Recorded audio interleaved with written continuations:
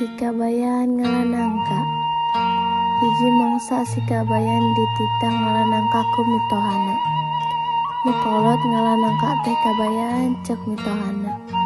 Kangking weh si kabayan ka kabon nyoren bedok rek ngalanangka. Barang nepi ka kabon si kabayan ulak ilik kana tangkal nangka.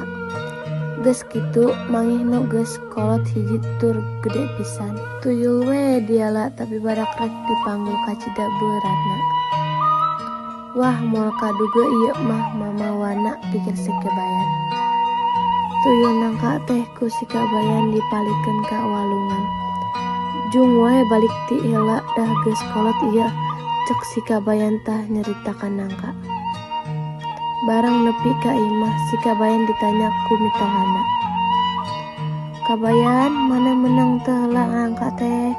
Menang atuh nyang gede nyang kolot deui nangkana. Tembal si kabayan. Cik mana atuh ayeuna nangkana? Mitohana nanya.